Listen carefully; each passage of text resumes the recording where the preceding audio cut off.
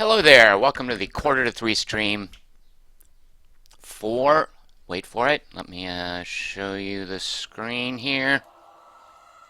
Ta-dum! Mordheim, City of the Damned.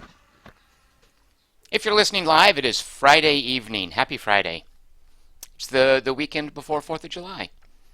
I guess you could probably fold 4th of July into this weekend. If you are not watching live, it's Monday night at about 7 p.m.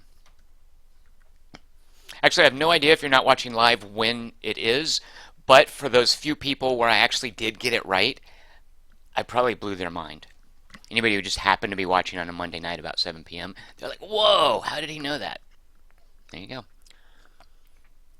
Some quick business. Please give these videos a thumbs up if you like them. If you don't like them, that's fine. You can even give them the thumbs down. That's cool. But feedback like that is much appreciated. I'm nearing 900 subscribers. That would be awesome if we could hit 900 sometime soon. So I'd appreciate it if you'd subscribe. You can find me on Twitter at QT3. You can find my site at quarter-to-3.com. And I have a Patreon campaign if you'd like to support some of what I'm doing, which is at patreon.com/TomChick. In about an hour, we're going to give away 6 games. Let's see. 2 of which I'm positive don't suck. 4 of them I'm not sure. So, if you're here at 7 p.m., all you'll have to do is enter your name into the chat channel, and you will be eligible to win one of those. It is apparently Canada Day, according to Chris Markinson. Canada gets its own day? At any rate, happy Canada Day. We are going to be playing today, and by we I mean me, because I would love for y'all to take control of some of these characters, for instance, do a co-op thing. There's no co-op in here. There is head-to-head if you want to do that sort of thing. But we, meaning I, will be playing Mordheim, City of the Damned, Oh my god, that guy was really loud in my ear. I hope the sound is okay for you guys. Man, that guy, what is he, a human? Yeah, human mercenary just like yelled at me when I went into this screen. It was really rude. We're going to start a new Warband. This is an XCOM-y kind of game. In, as you can maybe tell at this point, the Warhammer universe. Yes, as Corky says, I never knew quite how to pronounce that, but W-A-U-G-G-G-H. Oh, now he won't do it. Yeah, that's when a mouse does it. Here's when a man does it. Yeah! Let's hear it when an orc does it. You can't be an orc in this game. Rocket Monkey says it looks like an action RPG selection screen. It really does, doesn't it? This just makes you think, oh. Oh, look, you can make them. They're doing the wave. I'm just going to do this all night. I've found what I want to do with my Friday night. This guy over here, his little chortle, his evil chortle's a little disturbing. I'm glad we get a woman in there, a little variety. These are the Sisters of Sigmar, Sigmar. These are 4 factions, these humans, these mices, these Chaos Priest dudes, and these chicks here. They come in the game. You have to pay for these Witch Hunter dudes. He sounded in pain. So these guys are DLC, so let's start a DLC Warband. Although, you know what, I kind of don't know. I don't really have a preference one way or the other. You know what, the first person to type into the chat channel, whoever I should be, I'm going to be that. So either these humans, the Skaven, that's what you call the mices, the Witch Hunters, the Sisters of Sigmar, or the Chaos Priest, what are they called? He's not nearly as scary as he thinks he is. The Cult of the Possessed. Someone just type in there one of those 5 dudes. That's what we're going to... Okay, we're going to be the rats. Skaven. That's 2 votes for the Skaven. Pony Carnival suggests the monkeys. There's no monkeys here, but these are close to monkeys. Alright, here's our warband of monkeys. Now, what you're looking at here, a load screen. Get comfortable. You're going to be seeing a lot of this loading screen. There's a lot of waiting in this game. I'm going to talk about that in a minute. Okay, because I've started a new Warband, all these tooltips are going to pop up. The game is assuming I've never played it before, but I have news for you, game. I have. Here's our main dude. Oh, no, well, you have to go in here. Here is our main dude, our leader. His name is So I was going to give all the dudes names from you guys in the chat channel, but how can I not take Sliven Verminhide? That's just way too good to change. MWT Bones says one of the disadvantages of playing the Skaven is they're the most annoying voice acting. If you were a mouse, you wouldn't say that. Alright, so this is an Assassin Adept. We couldn't get a professional, apparently. He's our leader. Here's his. Okay, let's actually see what. So you just get starting equipment. Everybody's going to get one basic skill. His skill. All right, so you just knocks 10% off of anybody's attempt to dodge or parry. And we could write a bio and change his name if we wanted here. Let's edit his bio. This mouse loves Pony Carnival, who's one of the viewers in our chat channel. There you go. Now that's his official bio. All right, this is our leader. We're going to go back here. We also get a hero. We have to buy one. We're going to buy a hero. This is what you're paying. I've got plenty of gold to buy stuff. So let's look here. I can get a Night Runner. That actually sounds kind of cool. I like these guys. I can get a Globadier. These guys have like a chemical warfare. Let me turn and see. He's got this chemical warfare tank on his back.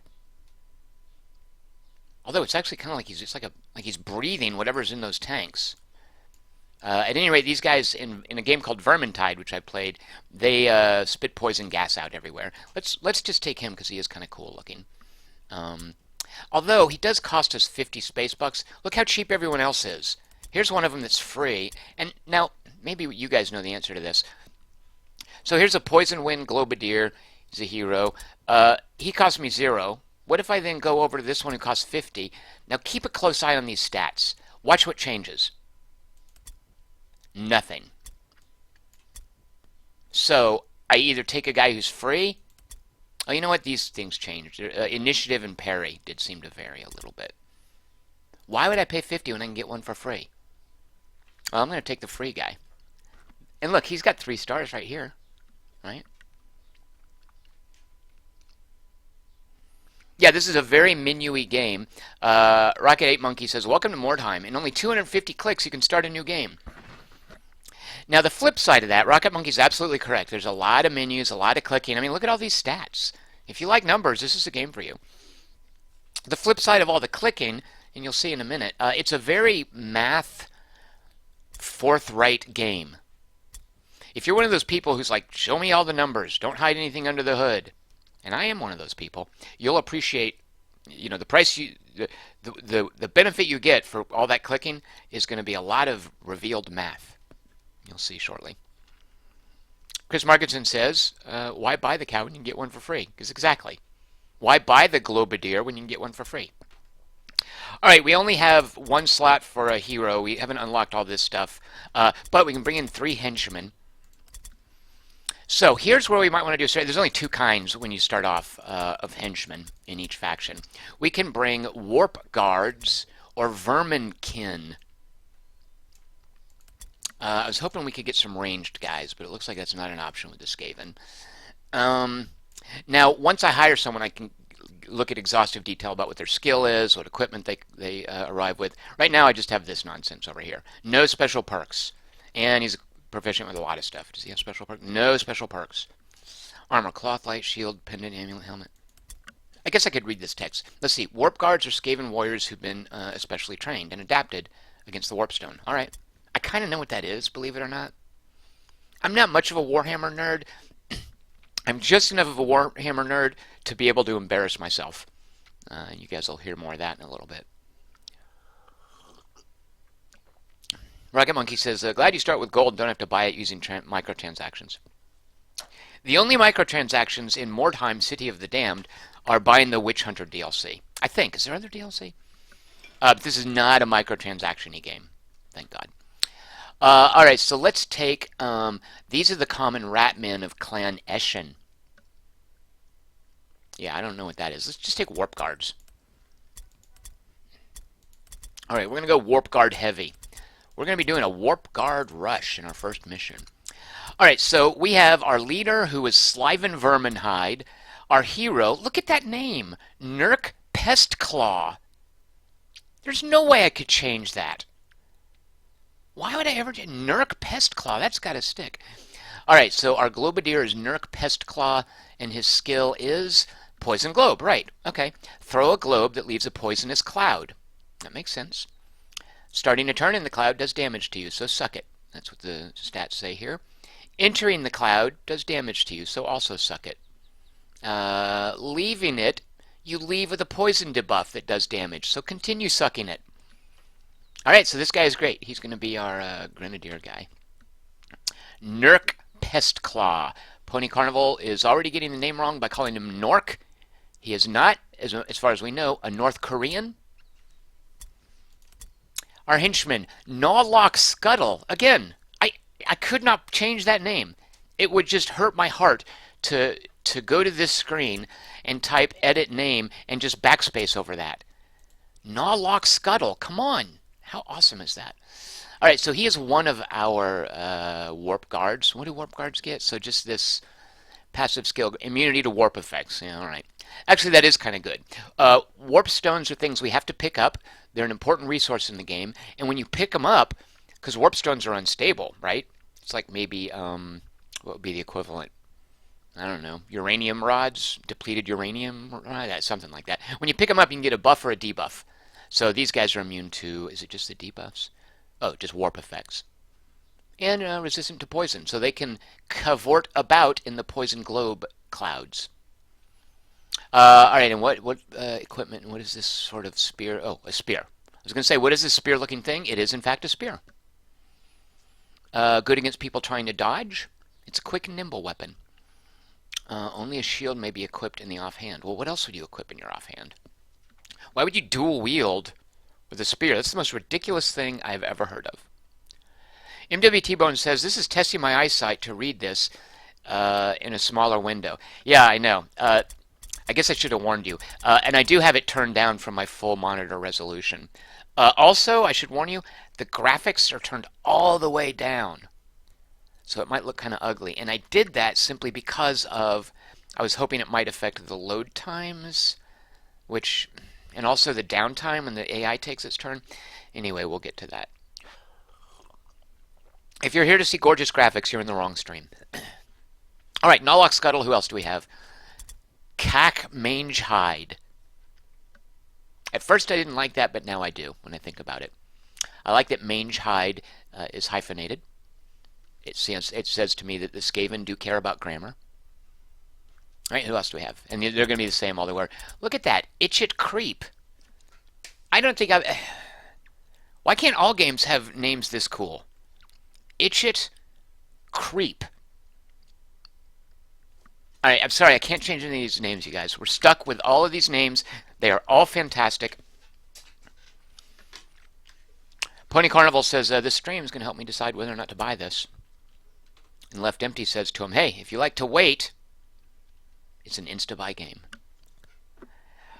The worst of this is to come, so you'll see once we get in battle. This isn't the waiting part. This, by the way, is the strength of the game.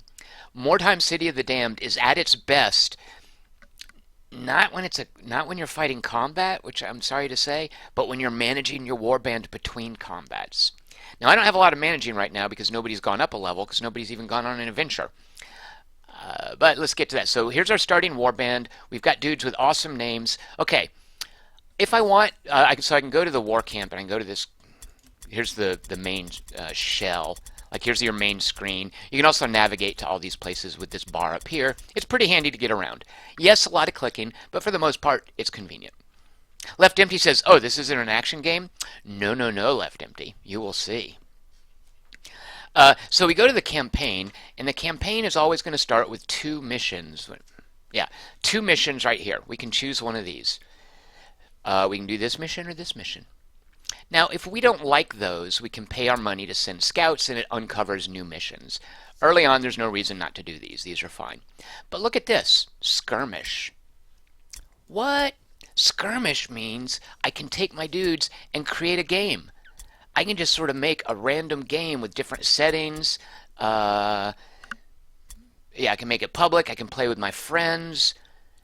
And when I do that, I bring in my warband and all the loot that they earn in that mission, all the experience they get, it all goes away.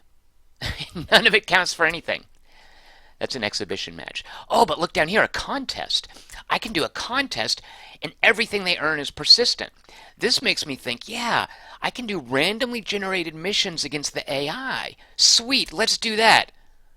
And then this pops up in your face, which is basically saying, nope, you have to play online against other people. So don't get too attached to doing skirmish random missions. Now that's not that big a deal because you're always going to have these things available.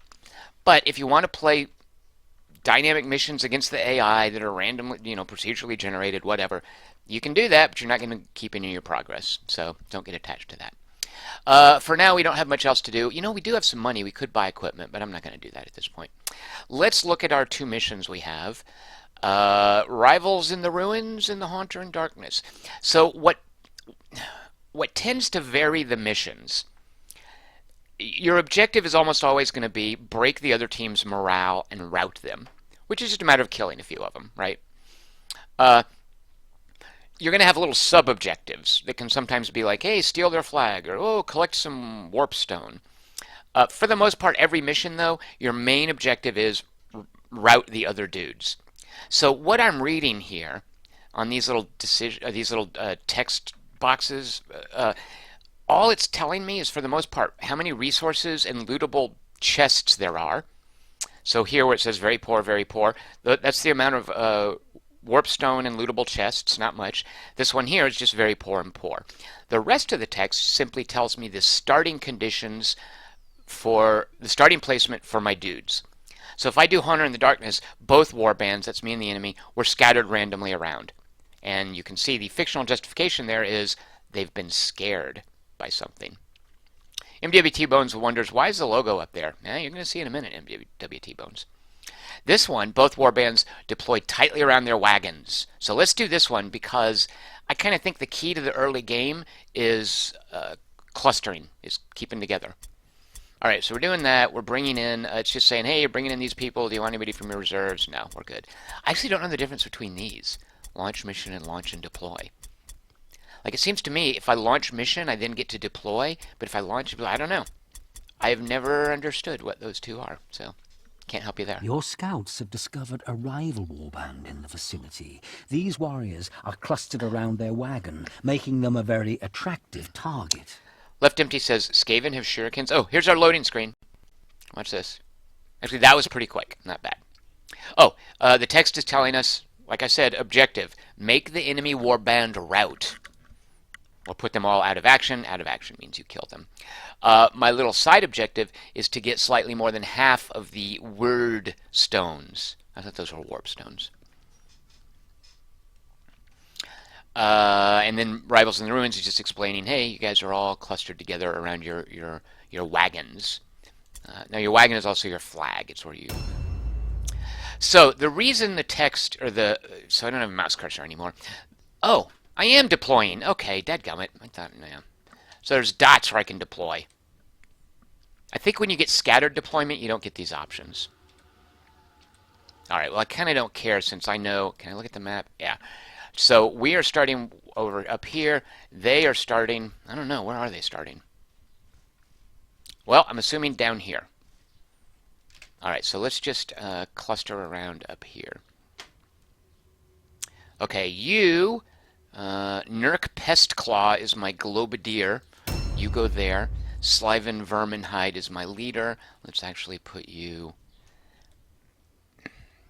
So, you can't really tell, but I can't, like, mouse click on where I want to go. I'm having to hit A and D to go through all of these spots. All right. Itchit Creep. These are my Warpstone whatever dudes. And nope, you get over closer to everyone else.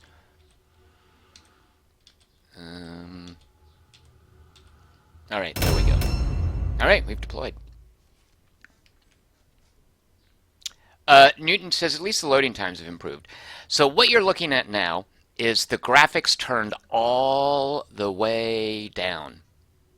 The only settings that I've boosted are the resolution. This is 1920 by 1080, and I find all games unplayable without VSync enabled. So yeah, I do have an SSD. I've got a nice hard drive, but there's no. I turned down all the detail. The only thing that I've got, the only graphical luxury I'm allowing myself is VSync. At the top of the screen, you see, this is fairly common in this sort of tactical game, you see little banners in order of who's going to get to act when. You also see a number up there. That number is initiative. Now remember, I said if you like numbers, you're going to love the amount of information you're given in this game.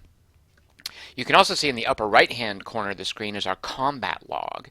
The reason that the watermark for quarter to 3 is there is because that's right underneath our combat log. We are going to need the rest of the right-hand side of the screen as soon as we run into bad guys. So along the top of the screen, we see that our, and this is part of the Skaven, I think, our initiative is way faster than anyone else. All 5 of our guys get to go first, and then their 5 guys are going to go last after us.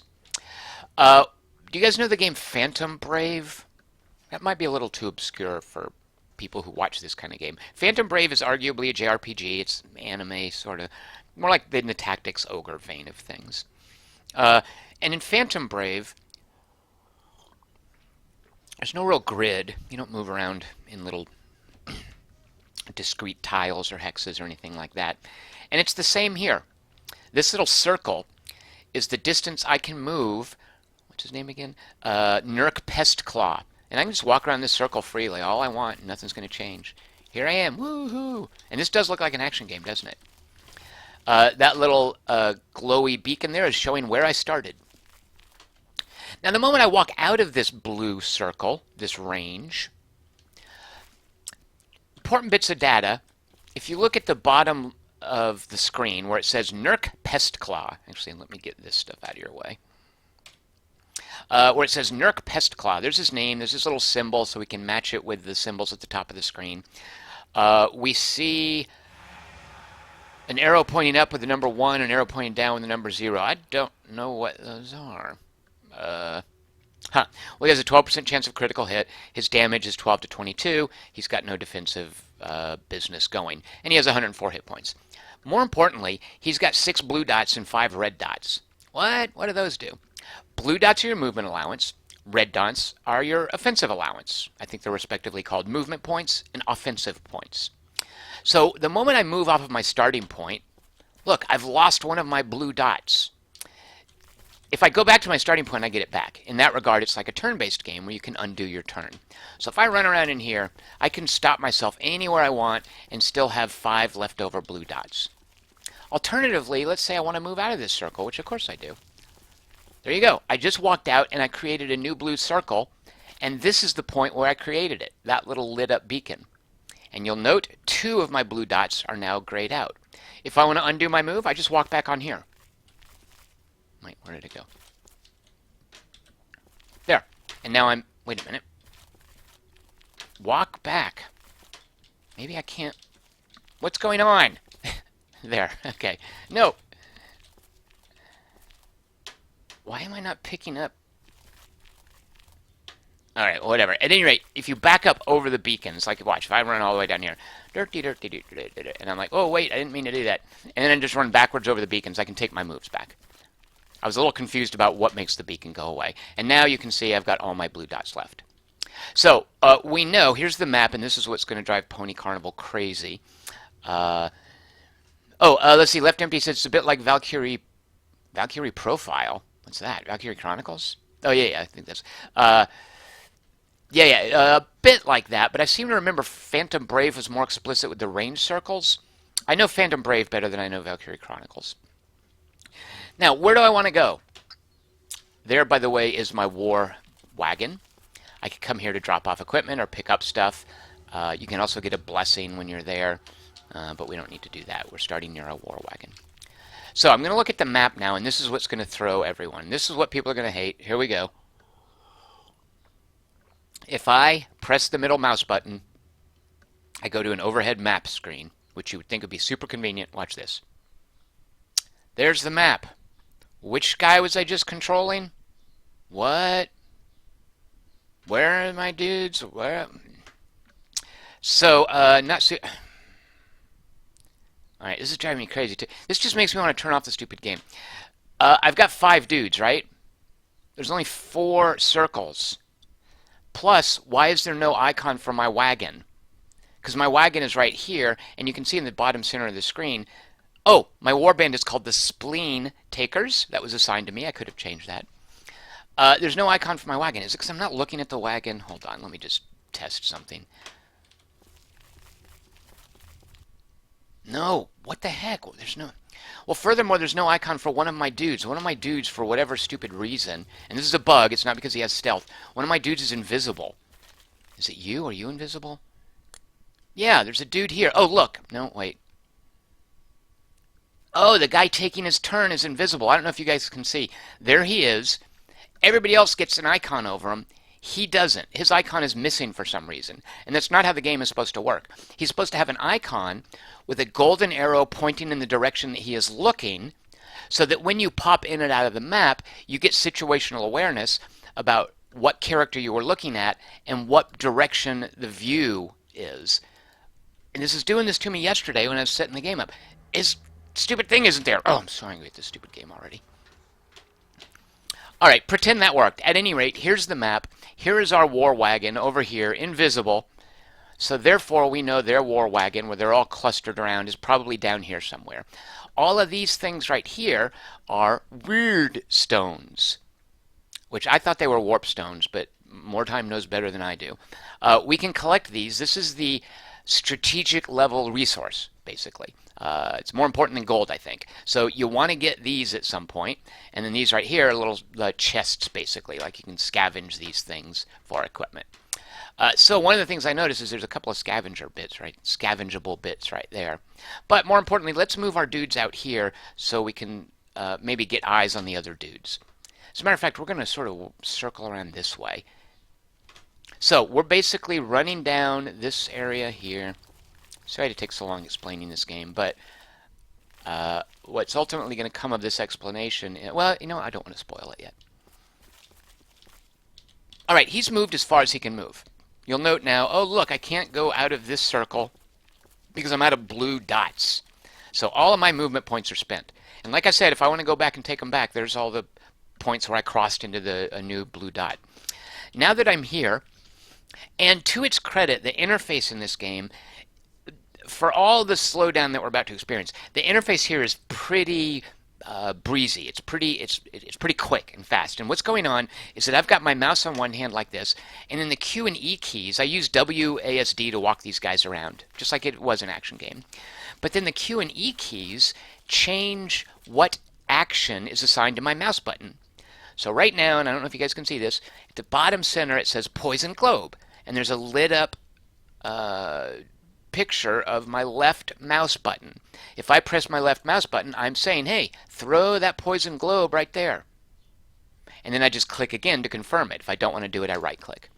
So what if I don't want to do a poison globe? Well, that's where the Q and E keys move you through your different options. And another thing I love about, let's go to the poison globe. You can see the poison globe icon is lit up. That's a poison globe icon. It's his skill. If we go into his skills, we see that's the icon for poison globe. He is ranked up. He has there should be text there showing that he has mastery of it, or whatever. So we know that's his poison globe skill. To the left and the right, by the Q and the E, are other icons, and those tell us what actions are to the left and the right. So I know to the left, the hourglass, if I do that, it's going to be to end his turn. From the poison globe, if I go to the right, actually, what is that one? Oh, that puts him in ambush stance. So it's super easy to look at, it's always going to show you 3 available options on the screen. You can tab through more of them, but Q and E is super easy to do it. Move with WASD, look around with your mouse, confirm orders with your mouse. Now, we're not going to do any orders. We're going to put ourselves in ambush stance. It's kind of no point this early in the game, but it's good to get into the habit of that. When you do that, it lights up this area red. Anybody who enters this area, this guy can get an attack of opportunity against him. Now, they're not going to reach us that soon, but we're doing that anyway. Let's see, am I missing any important stuff in chat? Robert Harris says, is this game still in early access? Yeah, I don't mean to laugh, Robert Harris, but you might think. No, this has been out for at least a couple of months. And the Witch Hunters are DLC for it, so they're already selling add-on content. Pony Garnival wants to have his ringtone be me saying weird stones, weird stones. You have to get that Y in there. All right, so here comes one of my Warp Guard fellows, and we can see, oh, he's drawn up to the Globadier. We're all just rushing forward. Now, you'll note he had 7 movement points, so he gets a fair bit further than dude back there. He also, now I'm going to confuse you with some numbers. Right now, the numbers on the screen look pretty clear. Oh, I should point out, the upper left-hand corner, that's the victory condition. My team and the other team, we each have 40 points of morale. And there's kind of a thermometer bar, a vertical gauge there. Blue is my side, red is his side. We each have 40 points of morale. If we ever get down to 16 points of morale, we are routed from the battlefield.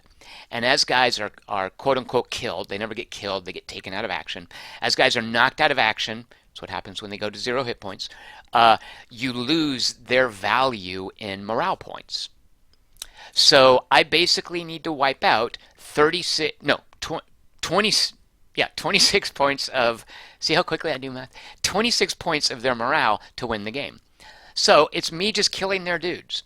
Now, this optional objective, if I gather a bunch of extra weird stones, I get extra XP from that, and it's also showing me resources. There are 10 chests on the map, 10 search points, and there are 14 weird stones, none of which have been claimed at this point.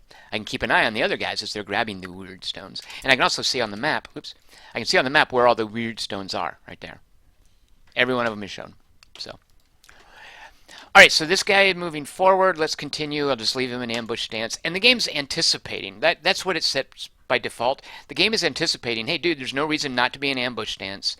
So just, we know you want to click this, we're going to put it forward. Left Empty says, it looks like a gamepad-oriented interface. I think it might be Left Empty. Now, I've never used a gamepad with it because I like things, I'll show you in a minute. There's some keyboard commands that I really enjoy, such as, let me just get out of here, and this is where you like the numbers. If I want to see the debuffs that are on my dudes, I hit B. Now, I only have, actually it does buffs, it toggles through buffs, debuffs, and then go away screen. Now, here's a buff this guy had. He has Weeping Blades. That sounds gross. You should see a doctor about that. He's got Poisonous Blades. That's got to be a facet of his equipment, because that didn't seem like a skill. Where is his inventory? Why can't it? Backpack? No, wait. What am I missing? Where's my dude's inventory? Well, yeah, I don't know how he gets Weeping Blades. It's got to be his inventory, I guess. So that's a buff, is he's got that. And here's a debuff. He's dual wielding, so it does less damage. And tiring simply means that each successive attack is more expensive. Pretty much everyone has that debuff. Oh, that maze of menus that Left Empty, that's just if I'm hitting the spacebar. You never have to look at this stuff, by the way. This is a whole separate interface you can use. You never have to touch any of this. This is just if you're wanting to look up stuff or read. For instance, if I want more text about what something is, I can just call up this spacebar menu and easily dismiss it with a spacebar to just look at a bunch of options. And you can also give orders from here. But you never have to go into here if you don't want to. I was just curious why I've got the Weeping Blades. If that's just something innate to Skaven? Is it? Oh, effect type item. So yeah, it's definitely something he gets from an item. Whereas here, effect type is mechanic. Yeah. So it's just telling you, tiring something. Yeah, it's just telling you, it's giving it a category for that debuff. So if I hit the B key, it moves through these things. And I like having that on the keyboard. Now, if I had another enemy targeted, the right side of the screen would show all the buffs and debuffs on the enemy. Pretty cool. Now, what if I do want to know his stats? Those aren't his stats. Don't look at that. Those are his stats. I can just look at all of his numbers. And those are things that you level up. Those are basically part of how he improves. So you look at that morale and morale impact. If he dies, I lose 16 points of my morale. I can look at that. Now, if I want to look at the other key I accidentally hit, his resistances are right there. All of that right there. Oh, his alternate weapon. I like that he has this. So all that information, and I can dismiss it if I want. By default, I think the buffs are on, but I like having all that stuff. Let's see. Yeah, Left Empty calls it PC game numeric porn. MWT Bone says weird is pretty much how people say weird where he's from, so it's all fine. Alex Chapman says, are all the levels so green? No, but Alex Chapman, I should point out, all the levels are in Mordheim. Like, if you want to fight in a lava level, or an ice cave, or a desert, this game isn't the game for you. It's all set in this, and I'm sure someone else could tell you more about it. Like I said, I know just enough about Warhammer to embarrass myself, but Mordheim seems like some kind of a horror Warhammer setting. What I don't know about Warhammer could fit in that library that Sam goes to in the last episode of Game of Thrones. Just so you know. Left Empty says, you say it's cool to have all those keyboard shortcuts, but shouldn't those buff and debuffs be displayed at all times on a number-centered game? Left Empty, I don't know if you're being facetious, because I'm not sure what that icon of a lowercase and an uppercase O mean, but the problem with having them displayed at all times is there's a lot of information here, and it's letting you decide what you want to see at any given time. And when you have your hands on the keyboard, it's super easy to just reach over and tap. There's only 3 keys, by the way, for these information displays. There are also keys for I can hit, wait, where does that go? Yeah, I can just toggle through all of them with the Alt key. Just controlling, yeah. So I don't think they should be displayed at all times. You decide what you want displayed. Because a lot of buffs and debuffs are stuff, for instance, like that's not going to go away. That's not like a timed buff. That's a facet of his weapon. These things right here, these don't go away. It's just a facet of what dual wielding means. Whereas another game might imagine dual wielding as a skill, Mordheim imagines it as a debuff. So, Alex Chapman asks, would you say you know more about Warhammer or more about Star Trek? Oh, definitely Warhammer. Star Trek is just... Why would anyone want to know stuff about Star Trek? That's all nonsense. Rocket Monkey says, how'd you know about those keys? Do you mean the B, N, and M? Because they're basically the keys along the bottom right of the letters. I know about them the same way I know about most keys is hitting escape and going into button map. Oh no, controls. Nope, button mapping. Like that. Yeah, see, look, controller. And you can enable a gamepad, which I have enabled, but let's see, looking down here, yeah, the gamepad is not plugged in. All right, so we're moving over. Oh, Rocket Monkey says, were you told about him in a tutorial, or did you root him out of the control menu somewhere? Great tutorials in this game, if you don't mind exhaustive, extended tutorials. The first 4 tutorials actually start you in a mission with a preset group, and as you're playing the mission, it brings up windows that describe certain facets of the gameplay. So the first 4 of those are playable missions. Then there's something like 8 tutorial sections, which are just static screens that explain, again, in exhaustive detail, all the facets of the team management and the campaign and all that stuff. So really, from my perspective, really good documentation. And if you think of tutorials as documentation, if you think of tooltips, information like this, if you think of that as documentation, which actually that's not, that's kind of feedback, isn't it? But for the most part, I'm happy with the documentation here. Left Empty says he lost the stream. Left Empty has basically Brexited this tonight's stream.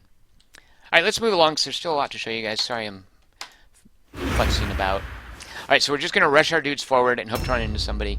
Here we go. Itch It Creep. Oh my god, I love these names. So look at that. What is that? What's that glowing? It looks like a jump pad. Kind of.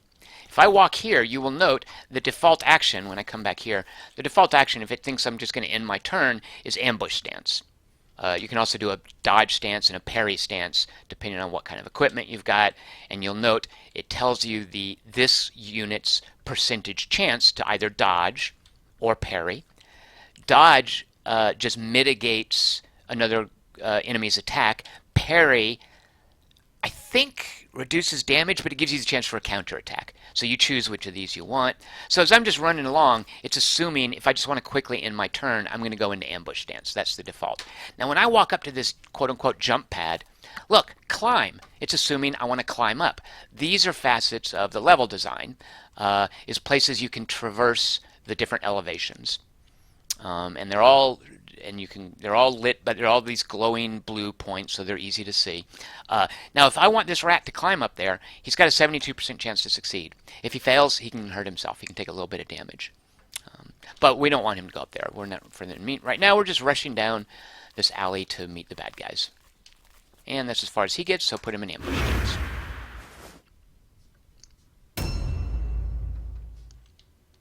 All right, here is Cock Mange Hide, another one of my warp guards.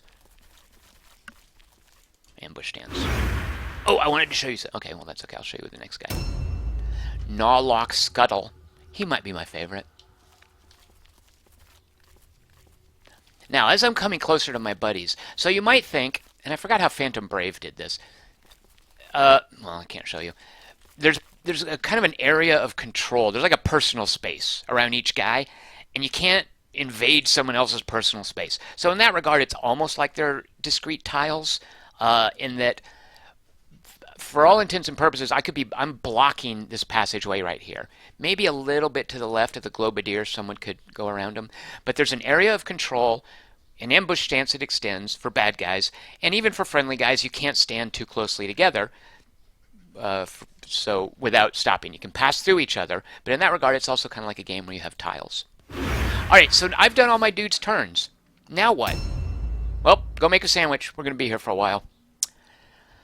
This is where I would play Girl from Ipanema if I wouldn't be infringing a copyright. There we go. Now, one of the things that at least I know that it's not just cheating and making stuff happen. Like, it's actually walking dudes around the map. It's making them scavenge chests if they want to explore stuff. It's making them roll for their jumps and stuff like that. But this right here is... So every turn, half of the turn is this. Is me waiting for his 5 guys to take their turn. Yep, here we go. If you guys made your sandwich, A new round has started. Now, as soon as the last guy finished, we just go back through the initiatives again. Fortunately, I say fortunately, I appreciate this, all of my guys' initiatives are clustered together.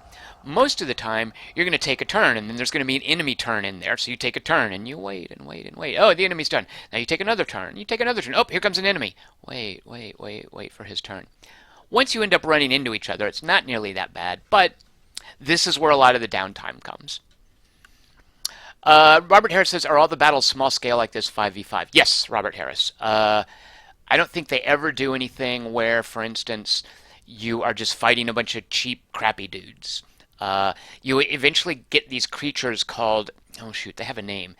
Not impossible creatures. They're called something like impressive creatures, maybe something like that. At any rate, you level your warband up to a certain point, and you get these super badass monster type characters, and you'll end up facing those as well. But for the most part, it's just 5 regular dudes versus 5 regular dudes. Now, every character, I guess it doesn't show you here. Oh, yeah. No, it doesn't show it. At the warband, I could show you, but every character has a rating, which is composed of a number of factors, like their level, how many skills, what kind of inventory they have, and furthermore, that rating is broken down. And I think when it's generating missions, it is looking at your warband's rating, and it's creating a warband that has a similar rating that you fight against. So yes, Robert Harris, they're all pretty much these kind of small-scale meeting engagements. Let's see. Newton says Valkyrie Chronicles. Yeah, he's comparing the area of movement mechanic from that. I mentioned before it reminded me more of Phantom Brave, but Valkyrie Chronicles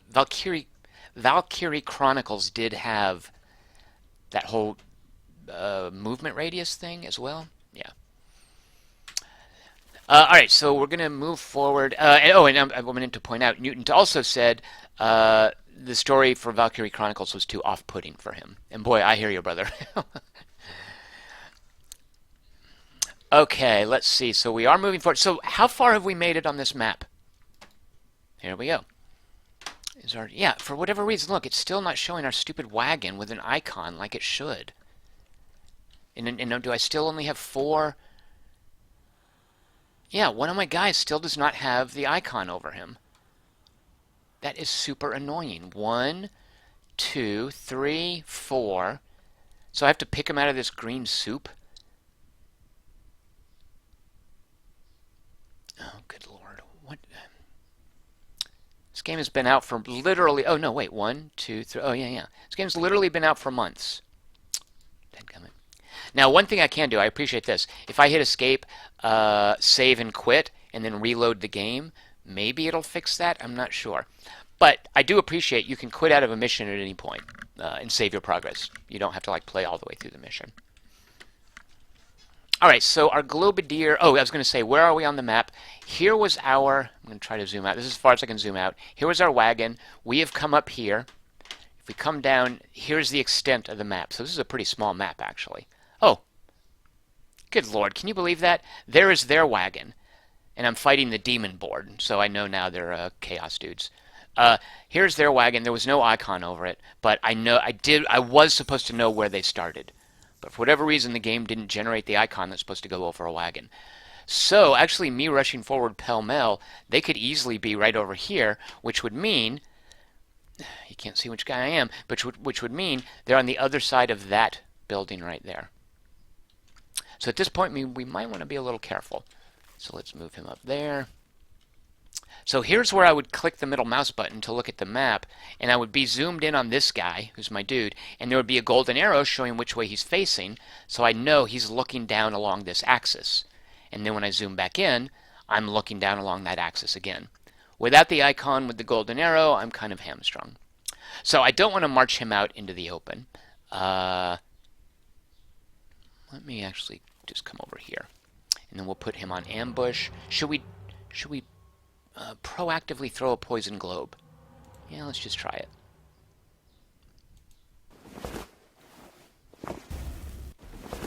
And then, since we did an offensive action, oh yeah, we can go in ambush stance. Now, I don't know if you could tell when I went into ambush stance, but there's definitely line of sight in this game. When I went into ambush stance, it only showed the areas I can see. So Sylvan Vermin Hide, who has the poison blade. Oh, he's our hero. So there's our leader. No, this is our leader. The globe guy is our hero. Those guys back there are just the regular henchmen. So here's something I can do. If I don't want to take my turn yet, I can delay, which just means, hey, scooch him down the little turn order. Let him wait for a minute, because I want to let these guys catch up first. So right here, look, I'm in this guy's business. I'm in his personal space. You will note I can't even end my turn here. I have no actions available. I can't fight from here. I can't shoot an arrow from here. I can't do anything until I get out of his personal space. So it's kind of the stacking limit in a way. All right, but let's move these guys forward. We want them to run into battle and just wail away on any bad guys they see. So ambush stance. Watch when I select it. So see, I can't see over there on the left. Apparently I cannot see through that wall, and I can't see around this post. But I can see over there on the right. That's a weird line of sight rule. I don't know why I can't see over there. Alright, we're pulling all our guys forward. I do appreciate that guy's glowy green swords, because they make it easier to see him. So now I'll show you how the map should work. So I'm looking down here. Really? So to whoever I have selected, their dot doesn't show up. Good Lord.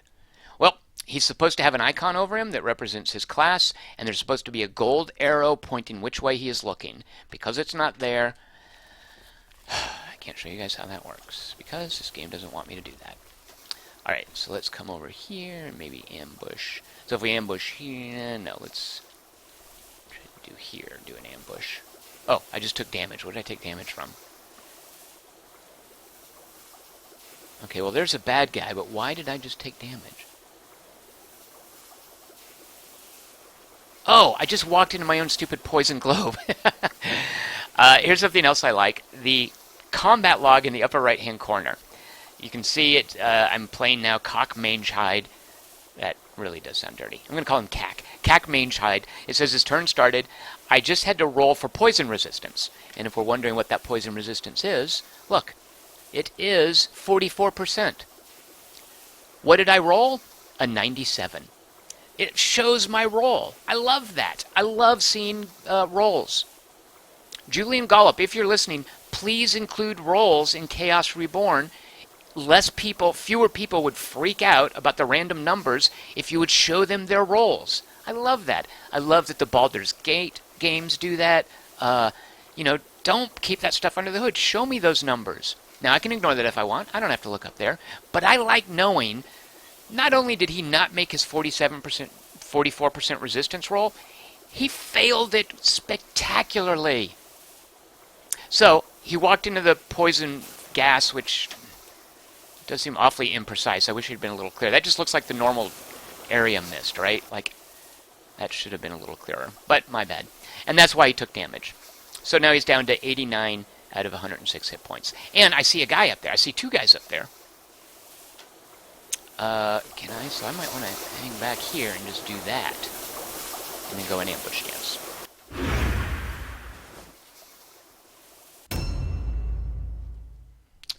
Now, do we want to try any flanking? No, you know, we're just going to charge through... Wait, does he get... No. We're just going to charge through this little area here. Like, you know, it is on. It is so on. Okay, you guys are in forward there. Just ambush. Ambush up.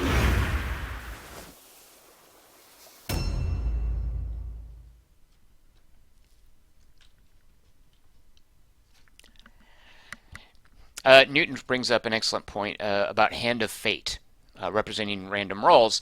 You get cards in Hand of Fate, and you flip them over.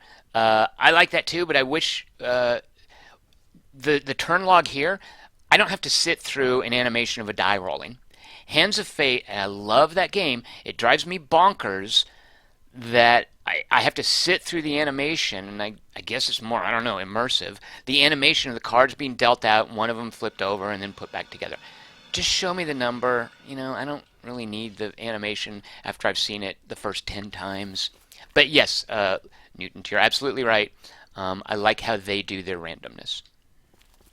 I just wish it was a little more snappy. All right, so let's see. Can I get up there? I've got 3 more movement dots. What I don't want to do is just charge forward. Can't really tell. So those are obviously melee guys. I only see those 2. So Varkin and Ascendor, I'm going to say his name like that, are there in front of me. And look, a Weirdstone. Alright, he's my leader guy. Let's not get too far ahead. You can actually just hang back here for the time being. And should we also put you in... Why can't he? Oh, there, in ambush stance. Alright, so all our guys have moved. We've got a bunch of dudes up front in ambush stance. We have a little convenient poison cloud that we actually walked into ourselves. We see that there's still 3 other guys that we haven't observed. Now, it's not quite so tedious when his turn comes up, because we're watching what he does. Haha, he walked through the poison cloud. And he's getting ambushed. Suck it, Varkin. Weapons of Destruction is a spell. It's a basic spell for Chaos. It gives him like a plus 10% damage. So he cast it and hit us pretty hard. This is a jerk. And now he's in dodge stance, so if we attack him, there's a chance it'll miss. But you'll note, remember, our spears are what's called nimble, and that reduces an enemy's dodge percentage. And when I attack, you'll see all those numbers are displayed. Haha, he walked through poison too, and now he's getting ambushed. Suck it, Ascendor. Nice! And he missed. Now, I will love it if no one else turns up, because being outnumbered in this game is deadly. A new round has started. Alright, let's see. What kind of... So, that combat log, if I hit L, by the way, and you'll note I am now covering up the beautiful 2:3 watermark, I can look at the rolls and the stuff that the other guys got. So, look at that. I see all of their rolls. I so love that. Look at his spell casting percentage. They're so nice. Oh, random numbers porn. All right, and you can have the combat log completely gone. You can have it minimized like that, or you can have a larger window like this, which the mouse wheel just scrolls up and down. I love me a good combat log. All right, so it is now officially, as we call it in the Warhammer universe, it is now officially on. So, Globadier. Now we're going to have some frontage issues. Because look how everybody's sort of clustered around up there. In this game, you basically engage one enemy. If you ever have in your circle more than one enemy, you are what's called outnumbered. And before you can take your turn, you have to make, I think it's a leadership check, you have to make the equivalent of a morale check. If you are outnumbered and you don't make your morale check, I think so, you either cannot get your attack, you can beat feet and retreat, uh, but being outnumbered, like having a bunch of dudes on one guy, is almost even better than just taking away his hit points. Um, so it taps into the idea that you're not just killing people by chipping away at hit points, but you're making them run away. You're scaring them. Uh, so here we go. We might actually want to delay this guy's turn. Again, you can see at the top of the banner there, I see everybody's turn order. All of my guys are going to get to go before their guys can do anything. So I wonder if we throw a poison globe. Now, I like this too. Let's see if we can just light up his dudes. I'm carefully moving this around. No, my other rat's in the way. Now, I could throw that anyway and just hope that my rat's poison resistance protects them, but those guys are a little bit too weak for that, so we're not going to do that. I could hit this, by the way, I could hit this space bar menu, and I can look through what kinds of options he has, and I can read the tool tips on them. Or I can just move and then see what kind of things I've got. He doesn't know spells, does he? No, he has no spells. Alright, so we're not going to use the space bar. We're just going to try to muscle our way up here. Let's see if we can get in his business around here. Alright, so now there are two of us engaging that guy right there. Now, who is that guy? What if I want information on him? Well, I can click attack. That's Ascendor. I can see he has 5%. That must be armor. I can see how much damage he does. I can see his crit chance. I'm really disappointed I don't know what that up arrow 2, down arrow 6 means. It's obviously important enough to show. I don't know what that is. I wish I knew. And I can see that his hit points are basically half depleted. Martin Hill also bringing up about random number chances, that wheel in Renowned Explorers. I do love that. Although I wish I knew. Martin Hill, am I the only one who plays Renowned Explorers? And I wish I knew the distribution of that wheel. Like, is each panel on that wheel 5%? Is it 3%? Is it 2%? Like, I wish I knew more about the distribution of icons on that wheel. MWT Bone says, so is this the stuff that the weird older guys hanging around in Games Workshop were into, except with little toys and dice? There is apparently a tabletop Mordheim game, and I don't know how closely this hews to the tabletop rules, but it's the way that it exposes all the numbers makes me think, they clearly want to appeal to that level of math crunchiness, right? Alright, so here we go. We've come around behind this guy. Now, Nurk Pestclaw, our Globadier. Actually, is anyone behind us? Now, let me undo my attack so I can freely look. So I don't know where his other three dudes are. It looks like one of them. Let me go to the map, right? Alright, so here's one guy bringing up the rear. Here's a guy way back there. And here are two of his guys. So there's only one of his guys unaccounted for. And these guys can probably come up in the next turn if they wanted. Alright, we're not that worried about them. Alright, so we are going to attack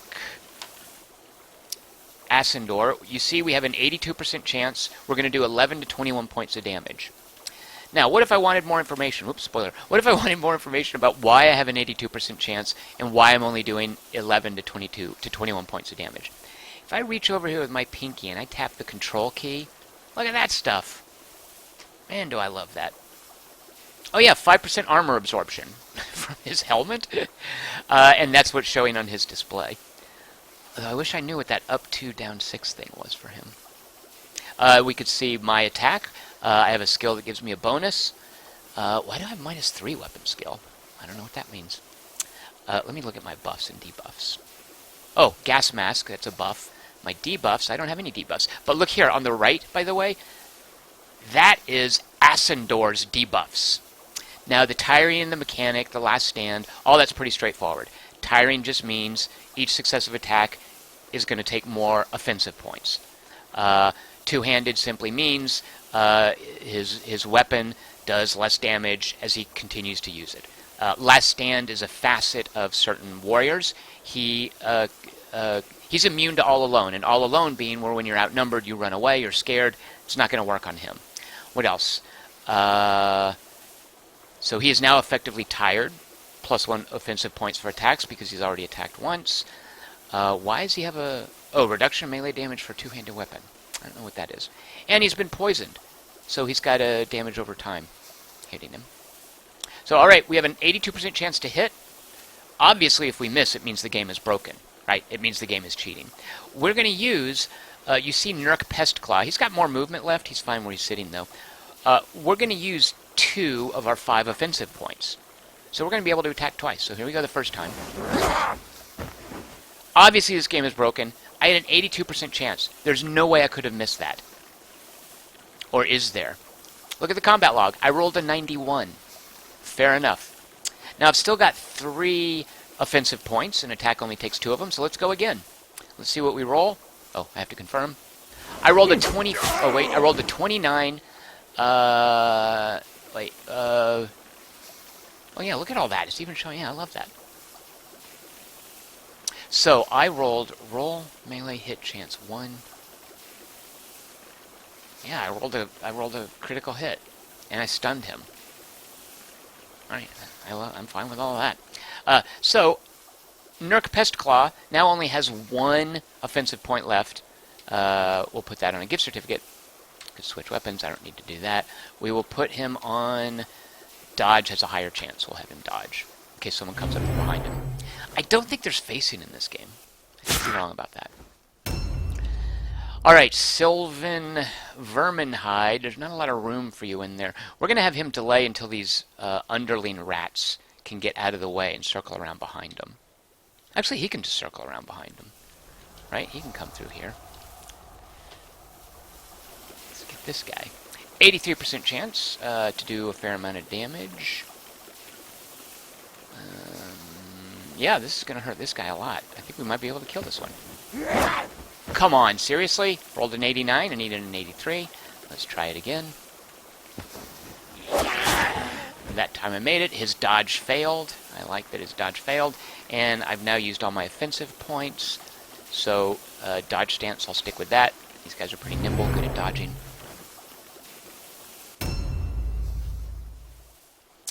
Let's see, now we have Gnawlock Scuttle. I love that these guys just rushed right up into... So, let's say I want to get in there at that priest guy.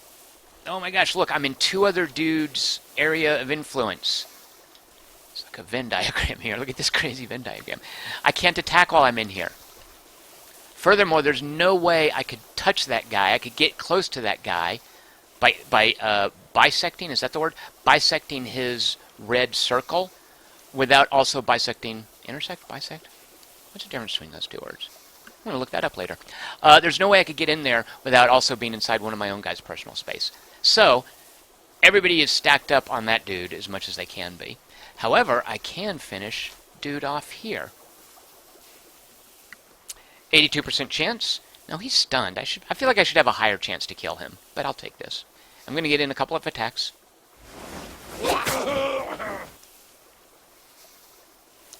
Ascendor is almost dead.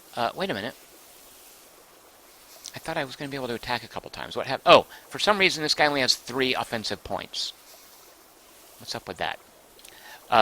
Parry stance is 26. Dodge is 30%. We'll take dodge stance.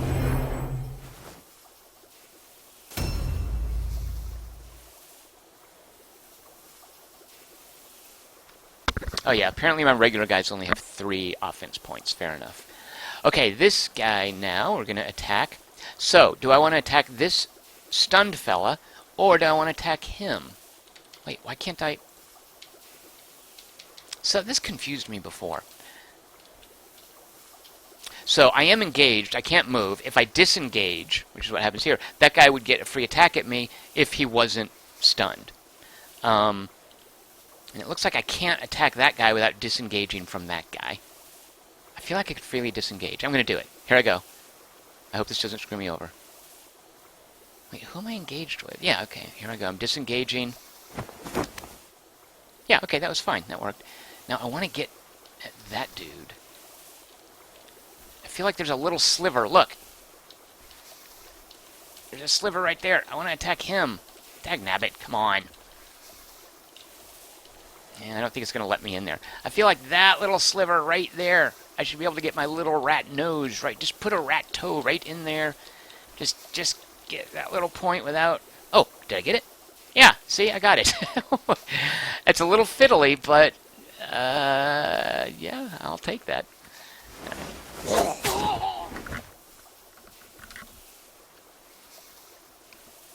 We'll stick with dodge stance. So these guys are just in terrible shape. This is a terrible thing to be, surrounded by 5 rats. That's the stuff of nightmares. Okay, this should finish him off. So, that guy's now out of action. You will note they are down from 40 to 24 morale in the upper left-hand corner. If we knock out of action another guy, which is pretty guaranteed to happen to Ascendor over there in a moment, they're going to rout, and we're going to win.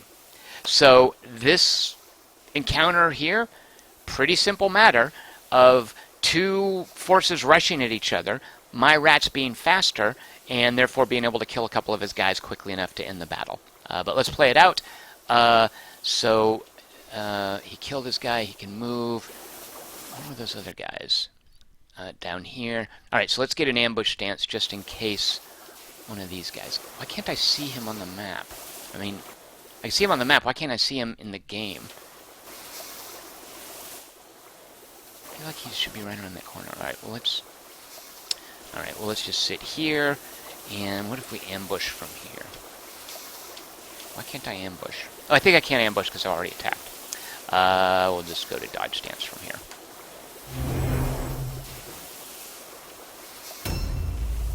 Alright, now we wait for their turns. The stunned guy shouldn't be able to do anything. These guys are coming up a little too late. Someone we have not seen. Skulking about. What? Oh, I see. Okay, so the stunned guy, his turn came up. He failed his check let's see, can I open the log? I can't open the log from here, that's too bad. At any rate, he failed his check, he was knocked out of action. That triggered our victory condition. So, we earned rewards are a token amount of weird stone. If we had spent time going around manually picking up weird stones, we could have carried those. The reason that it doesn't automatically give you weird stones from the battleground, you win some for winning, but if you pick up weird stones in the course of playing, remember, warp stone can have a random effect on you. It's unstable. So there's a risk reward. Do I want to gather this and take a potential debuff? Or do I, and then get the reward at the end of the mission that I can use at the strategic level, or do I just leave it be? So that's what, failed poison resistance, I think, is what Martin Hill pointed out happened to the stunned dude there. Yeah. So our Globadier really did help us out a lot there. Let's see, what else? Extra awards. Yeah, we didn't complete the extra objective of collecting 55% of the available weird stone from the map. Our casualties, none. Theirs are 2. Most valuable warrior, Cack Mangehide, had 91 points of valuableness. Their valuable guy, Varkin, 56 points. Alright, so now what? We fought a battle. Fool things to think want defy mighty Warband. Brief load screen. All, die! Let leave no survivor legion. Warband grows strong.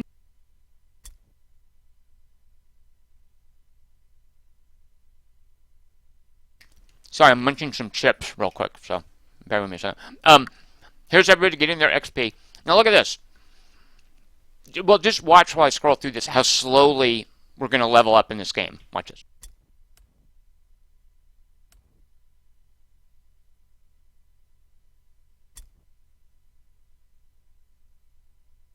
Right, sorry, I want to show you guys this, so bear with me, I've got food in my mouth, sorry. So he got 3 experience points. You know, you get 2 for surviving. He knocked one of the guys out, so he gets 1 for that. This little advancement thing, each of your attributes is in one of 3 categories. Now, I'm not sure why it's allocated there. Maybe it's, well, for whatever reason, he's going to get a point he can put in one of his martial abilities, as opposed to mental or physical. So, all right, let me finish chewing.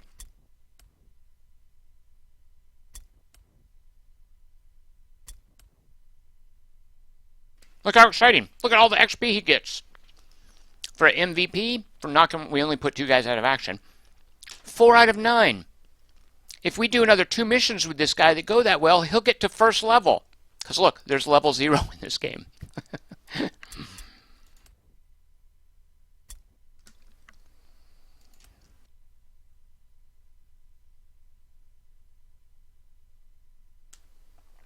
All right, so we've done a mission.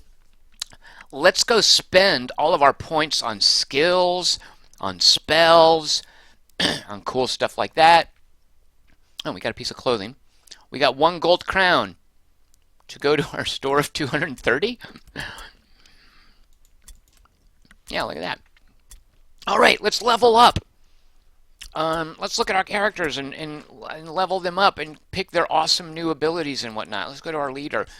Okay, every mission, because these are mercenaries, right? This isn't a standing army. You don't have that in Mordheim. Every mission you have to pay a dude a sum. Now, if you don't pay him, that's cool. He's going to get pissed. If you don't pay him for long enough, he's going to leave. He's going to be like, screw you, I'm out of here.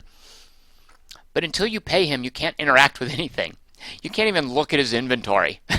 Look at this. Let's say, wait, I want to see what you have. Because maybe you want to... I mean, I can't imagine this would ever happen. But what if I have no gold left and I have to decide who to let go and who to keep? These guys are so stingy now. They're saying, oh, you can't even look at my backpack. But once you pay them, you now can interact with him. All right, let's go see what awesome skills and stuff he gets. Oh, his inventory. What great new equipment can we earned clothing, right? What clothing did we get? Where did our I get? Oh, clothing. Just this, literally clothing. Clothing. That's the name of it. That was a category. We already have clothes. Thank you very much. Well, now we have an extra suit of clothing. It's the official name of it. All right. So what other equipment can we equip? Oh, nothing. We didn't get anything else. All right. Well, let's go pick our new skills. Right. Let's go. Oh, we don't get any new skills. You'll note we didn't level up enough for new skills. That's what money is for. These are great, but it's very slow. And look at all these categories. Like, look at all this stuff. What tactical RPG player wouldn't be like a kid in a candy store with all these? Come on, look at that. Look how sweet all of these are. Look how much you can configure this guy. Let's see. Martin Hill says, it seems like this is smooshing together D&D and strategy games. Sure. Yeah, definitely. Well, what are the other tactical D&D kind of games that have come out? Like, oh shoot, what was that one that every Pillars of Resistance? People loved that one. What was the other one where you have only the 2 players, the 2 characters? It was turn-based. Was it Divinity something? Original Sin Divinity? Something like that. But yeah, Martin Hill kind of in that category. More XCOM-y, though, I think. Because those have a story. This is very story-free for the most part. Left Empty is saying something about people complaining about Massive Chalice. Left Empty, who complained about Massive Chalice? The game was immaculate. I love that game. As a matter of fact, you know what? I'm going to uninstall this and go play Massive Chalice again. I'm only being partly facetious. So I love the mathiness of this. I love how much detail is in it. I love the Warband management options. I unfortunately don't love the staccato nature of the combat. The take your turn, wait, take your turn, wait, take your turn, wait, take your turn. That drives me batty. I'm also the glitchiness with the engine, like not having the icon over the selected character with the arrow pointing in the direction I was looking. Pony Carnival is, he and I have talked before about what a pain in the ass the map is in this game. That right? I mean, that without that icon and that directional arrow, that map is pretty much useless, which affects situational awareness, right? There's also, you guys didn't see it in this mission, but there's a lot of verticality in the levels. One of the things you want to do with ranged characters, because they get an advantage for an elevation advantage, they get a bonus. One of the things you want to do with ranged characters, put them on overlook, like put them on higher points to look out over different areas, and then put them on overwatch. They take automatic attacks. Looking at that map, it's not easy to see, okay, who's up high, who's down low. The map is kind of a pain in the butt. Oh my God, Chris Markinson, thank you so much. Game giveaway time. I apologize, guys. Good Lord. One of you probably reminded me about that before, and I missed it. Okay, let's give away 6 games, at least 2 of which don't suck. I'm going to tell you guys what these games are. Then post in here. Just post your name. Hold on for that for a second. And in the chat channel, and you're eligible to win one of these 6 games. Here we go. We're giving away Mad Max, which is an open world game, which pretty much has nothing to do with Fury Road or even the Mad Max movies. It's just an open world game in the Mad Max universe. Your Mad Max is no Max of mine. He's just a random lead character, dude, guy. But really cool take on how to do car combat in an open world.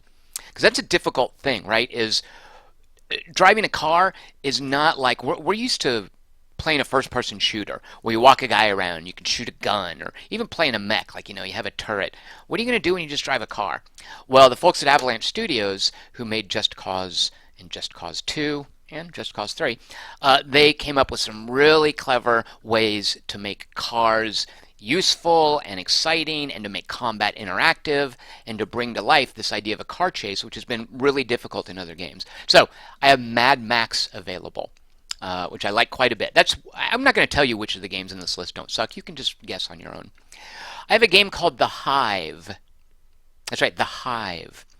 The way I would describe that, it's kind of like Pikmin for the PC.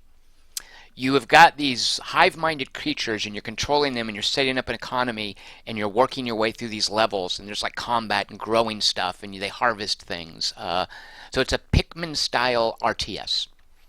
I'm giving away a game called One Finger Death Punch. Yep, it's a game that only has one control. Actually, two, I think. A right click and a left click.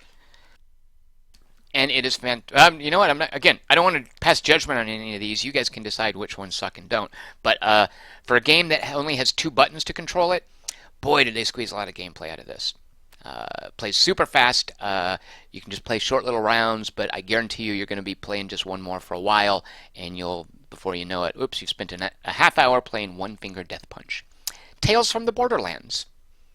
That is a choice and consequences adventure set in the Borderlands universe by Telltale Games.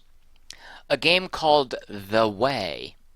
The Way is a platformer in which, and I gave away a copy of this a couple weeks ago, I had 2 keys for it, in which a fella goes to an alternate world, a weird, trippy, alternate alien universe, and does some 2D platforming, exploration, puzzle solving, stealthy kind of stuff, with a little combat, I think. The Way, and then finally, Chroma Gun.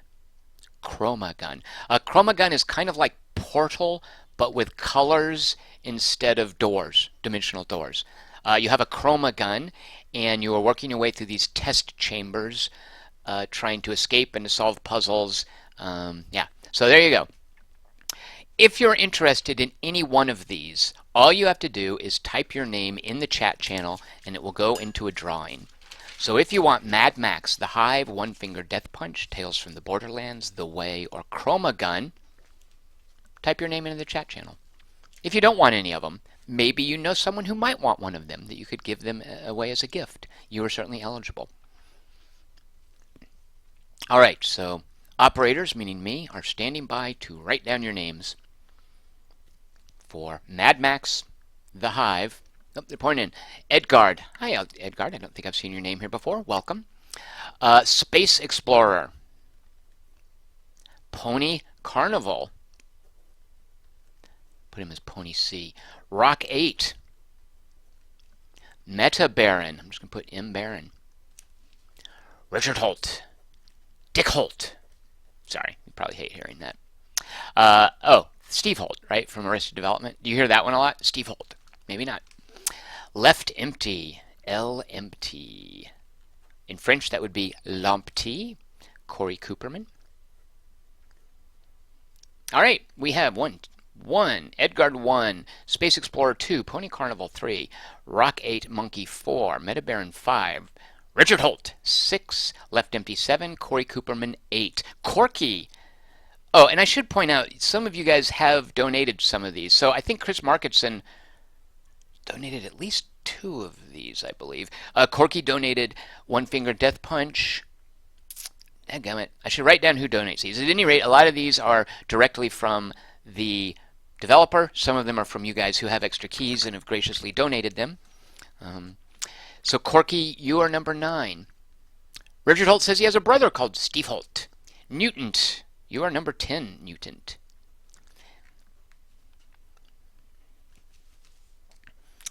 All right, so we have 10 contestants for 6 games. What that means is that today Only 4 of you will be losers. Oh, I should do this again. Sorry, because in case you are watching this in a recording, you probably have no desire to. In case you're, yeah, if it's not live, you don't care about this. So you can just fast forward past this screen. All right, so here we go. Let me just read over it real quick, and then again, speak up if I missed anybody. Edgard, number 1, Space Explorer, Pony Carnival, Rocket 8, Meta Baron, Richard Holt, Left Empty, Corey Cooperman, Corky, and Mutant. If I missed anyone, let me know, because here we go. I am now opening a new tab over here so I can still see the YouTube stream, and I'm going to the random number generator, RNG, and I'm telling it, pick 6 numbers between 1 and 10. Yep. Make them all distinct. All right, if I've missed you, speak up. Going, gone. And I'm telling it, draw now. And in order, we have Mutant gets first pick. Mutant, whichever one of these you like, let me know. Number 4, Rocket Monkey gets second pick. Number 9, Corky gets third pick. Number 8, Corey Cooperman gets fourth pick. Number 5, 1. No, sorry, the 5th one is number 1, so Edgard gets the 5th pick. And then finally, number 6, Richard Holt will get whatever booby prize is left over after everyone has chosen a game. So, Mutant, let me know which of those games you would like. Your options are Mad Max, The Hive, One Finger Death Punch, Tales from the Borderlands, The Way, or Chroma Gun. And then next, Rocket Monkey, be thinking of which one of those that he hasn't chosen, or she, that you would like. Yeah, I'm guessing, I'm looking at this list, I think I know which one Richard Holt is going to end up with, who is now gloating that he doesn't have to make any stressful choices. By the way, to claim these, one of the things you'll have to do is either figure out a way. Unfortunately, you have to figure out a way to message me on YouTube, which I wish I should tell people. So Mutant is going for Mad Max. Good choice, Mutant. I'm finally glad to see one of the great ones going first. A lot of times there's a great game being given away, and everybody's already got it. So it ends up in the booby prize slot, which is a little weird. So Mutant, I don't think we've talked before, so unfortunately, can you figure out how to send me a YouTube message? Because then I can reply with the key for it. Richard Holt says, I hope it's not the one I already won 2 weeks ago. Richard Holt, wait a minute. It sounds confusing. It couldn't possibly. I think I might have had 2 keys for it. Hold on. I am now checking my list of keys to make sure yours is distinct.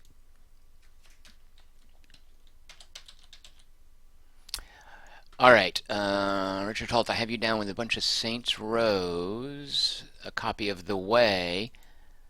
Richard Holt, did you really win a copy of Mad Max? Because I didn't put it down if you did. Shoot, if you've ever won a key and it doesn't work, let me know, and I'll definitely do something to make good with you. All right, Rocket Monkey is going with Tales of the Borderlands, which brings us to Corky. I know Corky doesn't want One Finger Death Punch because he donated that. So Corky, would you like The Hive, The Way, or Chroma Gun? Richard Holt is predicting what he has won.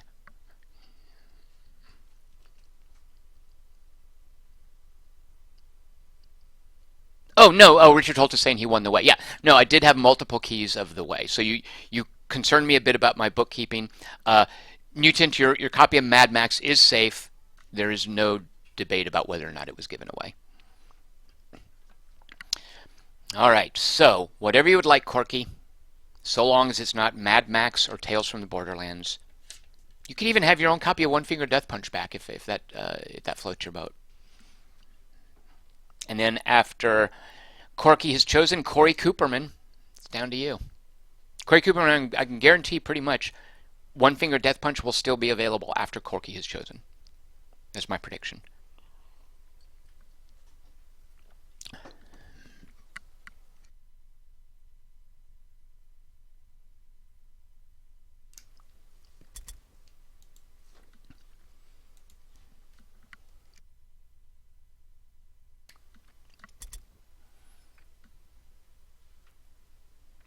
Corky has chosen The Way. And my pen is now out of ink, so that'll teach me not to use a pencil. Oh, no, there it goes. All right, The Way. Corky has The Way. Corey Cooperman, would you like Chromagun? Stupid pen. Chromagun, One Finger Death Punch, or The Hive?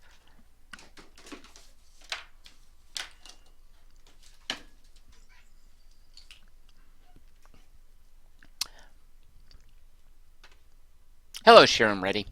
Welcome here. I'm afraid we already did. Corey Cooperman is going for The Hive, which leaves us with Edgard. Edgard, would you like One Finger Death Punch or Chromagun? And again, if you guys can, some of you I know how to reach other ways, so you're welcome to email me, or I'll just send it to you anyway. If we've never talked before, please send me a YouTube message, and I'll respond with your key. And if there's a fellow out there named Lee, I still owe you a key. I've never heard from you. I'm not sure how to get in touch with you. So, Lee, if you're listening, live or otherwise, send me a message. I've got a key for you. I'm saving it. All right, so Edgard, it is up to you now to choose and determine Richard Holt's fate. Will you take One Finger Death Punch? Edgard is taking One Finger Death Punch. Richard Holt, congratulations. You have won Chromagun. Let me put that down by your name. All right. Next week we might be going back to just one or two giveaway games. I've pretty much worked through my store of extra keys. But every Friday we'll be giving stuff away. If you have any requests for Request Wednesday, we are, of course, always open for those choices. And then Tuesdays at 7, we'll draw for what game will be played on Wednesday. All right, let's peek back real quick, because I'm not sure I really have the patience to stick with it much longer. But let's peek back into our Warhammer game here. Mordheim, City of the Damned. Let's see. So we don't have a lot of fun stuff to. Oh, we do get some guys get martial, like get points, right? So some of these guys got. I think a couple guys got martial skill points that they can use. What do we do with those? Let's see. Pony Carnival says. Honest question: do you think you're going to continue playing Mordheim for your own enjoyment? Oh, and then was it for your own enjoyment when you're not streaming it? I have a a like-dislike relationship with Mordheim. When it first came out, I spent some time with it and was kind of disappointed with the clunkiness and thought, they're going to iron this stuff out. They'll fix this. These weird glitches with things not showing up in the map, which is already hard to read, that'll get addressed. So then the Witch Hunter DLC came out, and I assumed, okay, great time to get back into it. I'll put it on the list for streaming, spend a little time getting reacquainted with it before the stream, and then this will be my entry to get back into it. The time I spent getting acquainted with it and the time I've spent today just showing you guys some stuff has made me decide I think life is too short to not play the really good tactical combat games. For instance, there was DLC just released for XCOM 2. I would love to get back into an XCOM 2 playthrough. Xenonauts. I have only scratched the surface of that wonderful thing. I would love to play some Xenonauts. There is a Warhammer 40K game based on Space Hulk that I was just talking to Pony Carnival about yesterday called Space Hulk Ascension, which is all the simplicity and the elegance of Space Hulk with a heartier, basically Warband management system where you level your dudes up. I want to spend more time with Space Hulk Ascension. So one of you, I forgot who it was, turned me onto a game. I just looked it up. I haven't tried it yet. Called Templar Battle Force. Which, boy, what a terrible name. It looks like they're going for a Space Marine type feel. But that seems, I want to try that one. There is a Phantom Brave, I think, just came out for the PC. If you're going to spend time with a tactical RPG, there's certainly some great Japanese options. Phantom Brave, Disgaea. So I think this will be getting uninstalled after I stream. I didn't want it to hear and get its feelings hurt. But yeah, I don't think this game is long from my hard drive. Corey Cooperman says, I can't seem to message you through the YouTube Gaming iOS, so I'll PM you on the board. Yeah, if you know other ways to reach me. So, for instance, I just don't want, I have never spoken before to, for instance, Edgard in Newtant. I don't want some random guy who's maybe listening to the stream emailing me and say, hey, I'm Newtant. So as long as I can verify that it is you, however you can contact me. If we've spoken before, like, Richard Holt, Rocket Monkey, I know how to get a hold of you guys. But Newtent and Edgard, if you guys can, try to figure out how to send me a YouTube message, and I'll get you your key, because then I can see it is indeed your ID.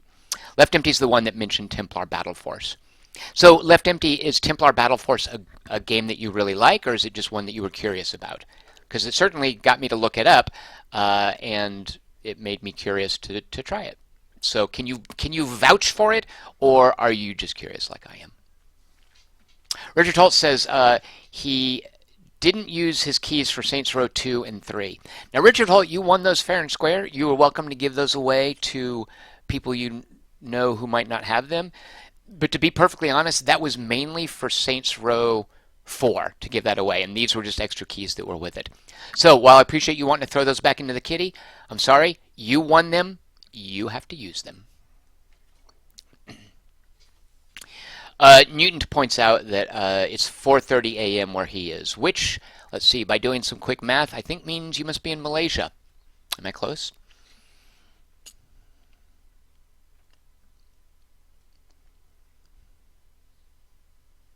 Left Empty says he likes Templar Battle Force, but he's finding it really, really hard. So Mordheim can also be difficult. Until you figure out in Mordheim all that business about the all alone thing where you demoralize someone by glomming a bunch of people on him, the gameplay is basically, and later this changes if you unlock some cool stuff, but the gameplay is basically just break the morale of a couple of bad guys and run them off, and do that by jumping in, by rushing them with some of your guys. So I also do worry a little bit about the balance of this. Oh, let me show you guys something really cool. This is one of the things that almost single-handedly would have me playing this game. All right, so we've done this. What's still locked? The smuggler. What is that? The smuggler's den. We did complete a mission. Why isn't it unlocked? Oh, whatever, silly game. So we have gold. We can. I mentioned before, I was saying, oh, we don't have any new equipment. You can buy stuff, and the store is weird. It randomly gets things. Oh, like there's more poison blades. It randomly gets stuff like this that I can equip people with. How much are those poison blades? Yeah, see how cheap this is? So there's no reason for me to be running my dudes around with default equipment. Basically, kitting them with new equipment, stuff refreshes in 8 days. It's what's available. So, I should be giving guys, although these are the basic things that they start with. What else can I give them? Fighting claws. Yeah. Okay, so the shuriken, by the way, will let me have some ranged attacks. Although I can't imagine shuriken are very... I guess that hits hard enough. Oh, I didn't show you guys the way missile weapons work. But you fire, and then you use a blue point to reload, and then you can fire again. So it makes something like a crossbow, which is really difficult to reload, distinct from, say, chucking a shuriken. A friend of mine before 9/11 was traveling out of Arkansas somewhere, and he had some shuriken that were in his luggage. I don't know what he was like. He wasn't the weird kind of guy who'd run around with shuriken, but for some reason he had a shuriken with him, and just in the course of the normal searches, and again, this was before 9/11, so it wasn't any crazy TSA stuff. Before 9/11, going through just the basic security, a big old black lady found the shuriken in his luggage and said, you can't bring this on board because, and I'm going to quote, I hope this isn't racist, he does a way better impression of her. She took it and said he couldn't take it on board because, quote, them Chineses be throwing these at each other. I always thought that was funny. Was that a terrible thing to say? I apologize for that. I don't want to offend anyone. I just thought it was very endearing, this black lady from Arkansas thinking that Chinese people throw shuriken at each other. All right, so what was I going to show you? Oh, Edgard, thank you. If you sent me the message, I appreciate it. Newtent, go ahead. Newtent is in Germany, by the way, not Malaysia. It's all the same to us, Newtent. Over here in America, It's just over there. And no, not true at all. So at any rate, you've got all of this stuff. It refills. No firearms. Look, I could buy more clothing. Which I already... Oh, this, for instance, and look how cheap that is. This might be worth buying for someone. No. Sorry, I have to do some quick cat management. Okay. Do we have any consumables? Okay, yeah, these... My little potions. These have a very mild effect. But here's what I want to show you. And here's... Okay, so Warband management is where you level up. Skirmish is where you do these missions that are not going to do anything for you. The veteran system. This right here is almost reason enough to play this game to the exclusion of all else. This is an account-wide progression, right? This is not just my warband. This is every warband I ever play. These are achievements. As I fill them in, for instance, completing campaigns with the different races. What is this? Delivering. Oh, I should show you guys deliveries. What you do with the warp stones is you send them to your sponsors, and you also use them for valuable prizes and whatnot. That's what the smuggler's den is for, which is why it shouldn't be locked, because I just completed a mission. You're smuggling out the weird stones. Enemy kills. So I got 5 enemy kills. I've gained 1 point in this this veteran system. Oh, here's the points right here. As I gain points, what do I care about that? Look, you get skill points to spend on all of this stuff, which gives you things like, look here, if I get a contract with a gunsmith by spending 1 point, 10% chance to receive a free firearm. What is that? Every day. And remember, this is a per account, like this is every game of Mordheim that I ever play. It's persistent. It encourages you to try different things. Like getting kills. What is Commander? Oh no, what is Arcane Knowledge? Is simply a matter of learning recipes, like cashing into the magic system. Enemy kills, gear quality stuff, equipping one with a certain type of gear. Yeah, just equipping sets of gear. Leveling. Look at this. I want to level my guys because I'm going to get these veteran. I'm going to fill this up and get these little skills to unlock all of these cool things for the entire game. So. And then you can slot them for your warbands. So this right here, you know, if something like XCOM had this, well, in XCOM you only play one band at a time, don't you? But there you go. That's a big hook for me in this game, is that veteran system. Pony Carnival says, I'm not a graphics whore, but Templar Battle Forces graphics are profoundly not doing it for me. I do have a hard time with that. Isn't it just like a top-down 2D thing where you're looking at the top of a dude's head and basically his shoulders? That's a tough row to hoe for developers. Is if you're going to do a 2D top-down game, you know, you're just going to be looking at helmets and pauldrons the whole time, right? All right, so this has been Mordheim, City of the Damned, which I'm about to uninstall. Oh, yeah, say veteran system. It's telling me, hey, dude, you have points to spend. It is no XCOM 2, it's no Xenonauts. Frankly, it's no Skyshine's Bedlam, which is another tactical game that I like.